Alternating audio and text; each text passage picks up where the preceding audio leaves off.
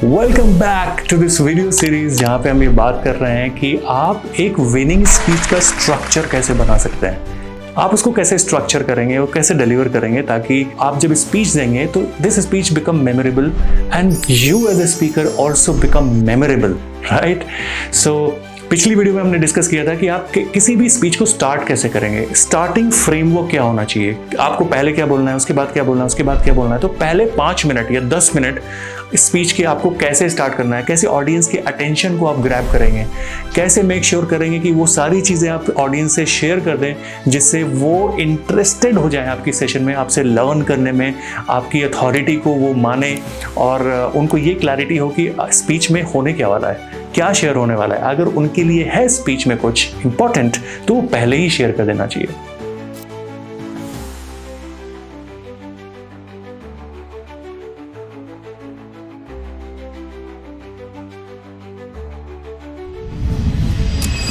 अब हम बात करते हैं जो मेन बॉडी होती है स्ट्रक्चर की, यानी कि आपको बीच में क्या शेयर करना है। तो इसके 2-3 मेथड होते हैं। तो उसमें से एक बोलते हैं कंटेनर मेथड और एक chit method, right. Chit simply आपने 2-4 चिट बना लिए, किसी एक में स्टोरी डाल दी, किसी एक में कुछ आर्टिकल के रेफरेंस डाल दिए, किसी में आपने एक ऑब्जर्व्ड स्टोरी डाल दी, किसी में कुछ स्टैटिस्टिक और डेटा डाल दिया, कुछ कोट्स मिला दिए, तो एक अच्छी स्पीच रेडी हो जाती है। Just like if you have to prepare a very good dish, तो आप क्या करेंगे, सारे इंग्रेडिएंट्स आप इकट्ठा करेंगे। बेसिकली कौन सा इंग्रेडिएंट किस टाइम पे डालना है, कितनी क्वांटिटी में डालना है। सिमिलरली एक speech is no different than a dish.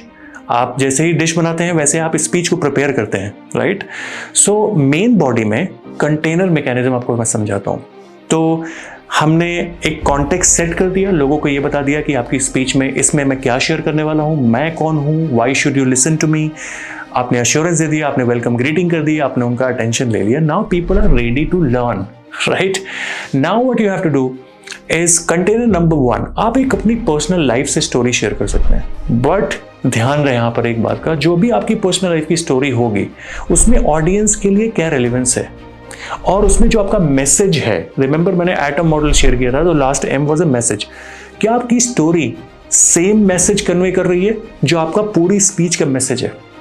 Remember एक आपका स्पीच का मैसेज है, for example how to improve your communication using these 3 steps. That's a message that you want to give. Now your personal life story should also resonate with that main message of your entire speech. So आप उस जो container number 1 है उसमें आप अपनी personal story share कर सकते हैं, आप अपने स्ट्रगल शेयर कर सकते हैं। फॉर एग्जांपल मेरी एक फेमस स्टोरी है कि मैं एक टाइम पे मैं छोटे से गांव से आया था दिल्ली, तो मैंने काफ़ी स्ट्रगल किया। I was not able to speak properly but I worked on my communication, I improved it and I am now coaching others to speak, right. So मैं ये स्टोरी शेयर कर सकता हूँ अगर मेरा टॉपिक कम्युनिकेशन स्किल से related है और उसका मैसेज ये है कि that I want to teach you how to effectively communicate, then this story holds relevance.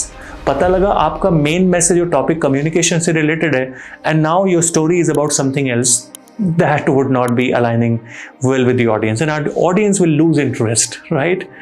वो कहते नहीं है कि एंडिंग अच्छी होनी चाहिए, एक लेसन होना चाहिए और वो it should be in resonance with your main topic. Let's say container number 2. Container number 2 में कुछ आप स्टेटिस्टिक्स शेयर कर दो, कुछ डेटा शेयर करो। ऐसा डेटा फॉर एग्जांपल एक अल्बर्ट मेरेबियन करके एक साइंटिस्ट था, उसने हमें बताया कि जो ओवरऑल कम्युनिकेशन होती है उसके 3 मेन पार्ट होते हैं।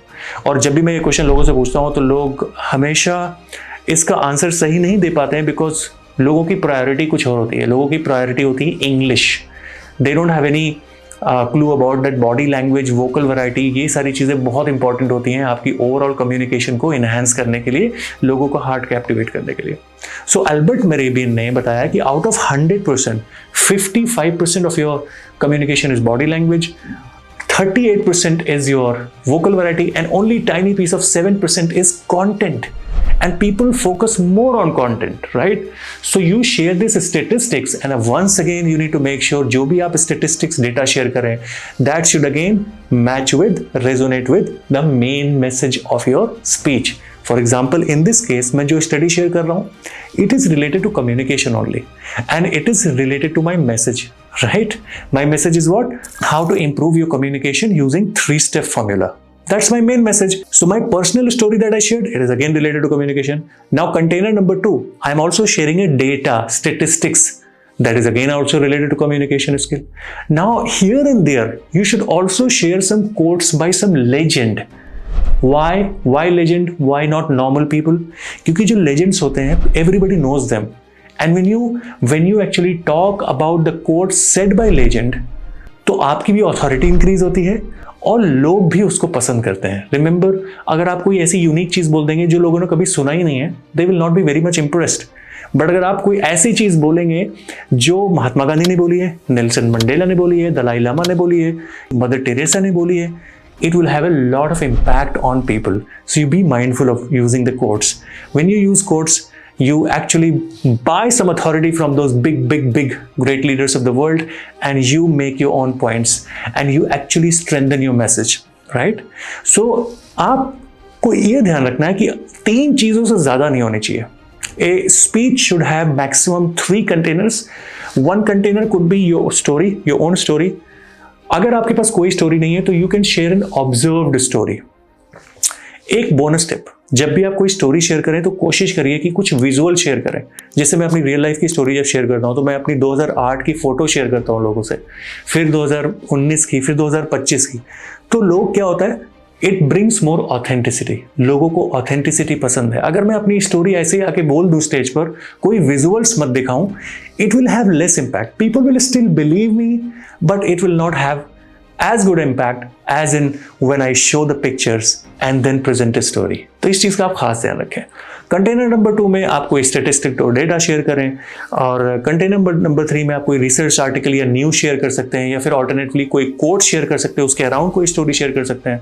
So a mix of story, data and statistics, quotes along with images and visuals, it will help your speech to be a winning speech.